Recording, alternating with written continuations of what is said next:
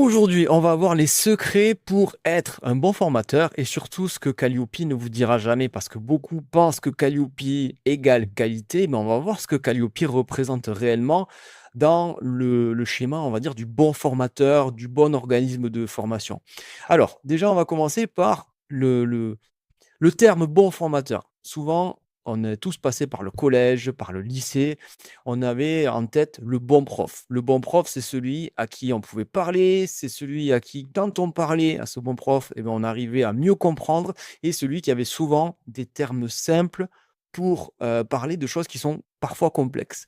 Donc, l'idée, c'est de vous devenir le bon formateur. Calliope, dans tout ça, mais Calliope, malheureusement, en tout cas, à l'heure actuelle, à la Calliope, on va dire à la version 9 de Calliope, ça fera jamais de vous le bon formateur parce que Calliope, ça vérifie tout ce qui se trouve autour de la formation.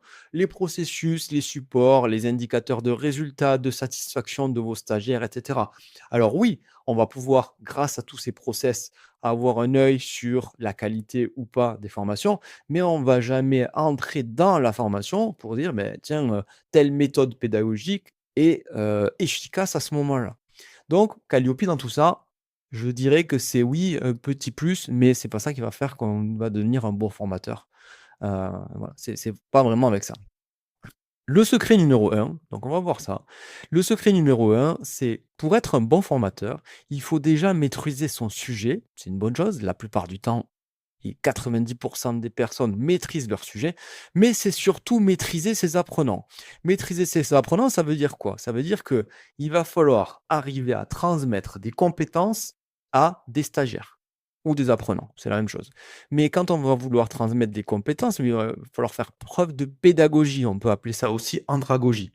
Le mot, on s'en fout. L'idée, c'est que ces personnes, elles comprennent au mieux les éléments qui peuvent parfois paraître compliqués. Il y a plusieurs méthodes pédagogiques. On peut partir de la théorie pour aller vers la pratique, on peut partir de la pratique pour aller vers la théorie, on peut, lors d'une séquence en groupe, faire apprendre par groupe. Il y a plein, plein, plein de méthodes pédagogiques et ça, dans l'incubateur de formateurs, je montre les méthodes pédagogiques les plus efficaces suivant, les situations.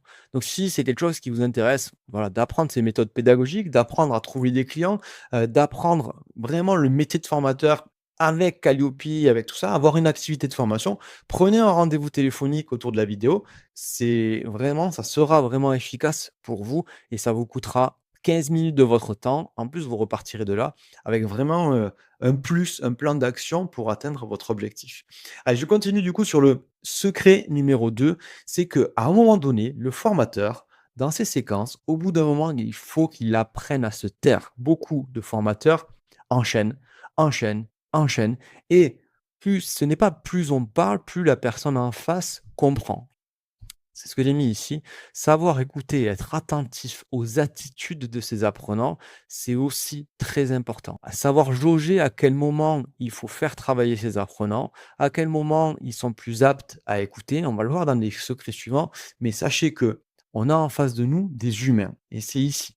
Ici, on a des humains, donc ça veut dire que un formateur doit s'adapter tout le temps à son public, au nombre de personnes qu'il a en face, à est-ce qu'il est en présentiel, est-ce qu'il est à distance, etc. Donc l'idée, c'est pas de dérouler un PowerPoint de la manière la plus soporifique possible. L'idée, c'est de faire en sorte que les personnes qu'on a en face apprennent du mieux possible et on va adapter tout. On va adapter notre vocabulaire. Si on enseigne, enfin, si on enseigne ou si on forme des personnes du BTP, on n'aura pas le même vocabulaire que des personnes qui sont en comptabilité. On va s'adapter à chaque fois. Il n'y a rien de péjoratif là-dedans, mais on s'adapte par rapport au public, par rapport au vocabulaire, par rapport aux idées qu'ont les personnes en face de nous. Le secret numéro 4, c'est qu'à chaque fois, il va falloir relier à la pratique. Ça ne sert à rien de faire énormément de théorie. Il faut que vos apprenants, vos stagiaires voient que vous venez du monde réel, du même monde qu'eux. Et qui se disent que dans la vraie vie, OK, c'est comme ça que ça marche et c'est pas, juste de la théorie que vous allez leur montrer. Donc voilà, l'idée, c'est vraiment de relier tout ce que vous faites à la pratique. On peut même partir, et c'est ce que je vous conseille d'ailleurs, de partir toujours d'un cas pratique pour aller vers la théorie que vous voulez montrer à vos apprenants. En 5, vous allez devoir cultiver votre crédibilité. Si vous êtes un pur théoricien et que vous ne vous êtes jamais retrouvé dans la situation des personnes que vous avez en face, vous perdez un peu en crédibilité.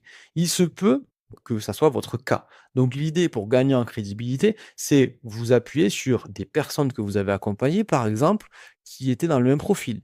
Mais l'idée, c'est vraiment que la personne en face de vous, elle vous fasse confiance. S'il n'y a pas une confiance instaurée en formation, les compétences ne vont pas bien se transmettre. Donc, comme je vous dis ici, la théorie rassure, mais c'est le vécu qui inspire la confiance. Donc, si vous avez de la théorie, c'est bien, mais montrez au travers d'histoires, au travers d'anecdotes, au travers de tout ce que vous avez vécu, que ce que vous montrez à l'heure actuelle, c'est du concret et ça a été vraiment vu en situation. En 6, ce que je peux vous conseiller, c'est que vous-même, en tant que formateur, vous appreniez en continu. Vous avez vu l'arrivée de l'intelligence artificielle, vous avez vu l'arrivée d'internet, vous avez vu l'arrivée de nouvelles méthodes dans n'importe quel secteur d'activité. Tout change et tout change de plus en plus rapidement. Donc ne restez pas figé sur ce que vous avez appris vous, il y a 10, 15, 20 ans. Il faut continuer à se former, continuer à apprendre et continuer à être à jour de ces méthodes. Et c'est encore une fois comme ça que vos apprenants vous feront confiance, parce que si vous continuez à avoir des méthodes, que les apprenants connaissent et qu'ils ont appris il y a quelques années, vous allez pas arriver à avoir cette crédibilité qui fait que ça fonctionne. Et la dernier élément que je voulais partager avec vous aujourd'hui, c'est qu'à chaque fois, vous devez avoir une intention claire. Et l'intention, ça va être de vous dire: «Qu'est-ce que je veux transformer chez les personnes que j'ai en face?» Il faut qu'ils subissent une transformation. Oui, on va apporter des compétences. Oui, on va apporter, du savoir, du savoir-être, du savoir-faire, c'est-à-dire une compétence. Mais par contre, est-ce qu'on peut aujourd'hui transformer quelque chose? Transformer, ça veut dire quoi? Ça veut dire transformer une manière de penser peut-être. Une personne qui, avait des a priori sur la prise de parole en public, bah, peut-être qu'elle va transformer cet a priori pour arriver beaucoup plus facilement et arriver à être plus performante. D'accord? Donc c'est ce que je vous mets ici. Vous allez vite vous apercevoir dans le milieu de la formation qu'on ne transmet pas juste un savoir, on cherche à provoquer une évolution. Même si la barrière est mince entre le coaching et la formation, en formation, on veut provoquer une évolution positive et on veut aller plus loin. Et c'est ça qui fera qu'au final, vous êtes un bon formateur.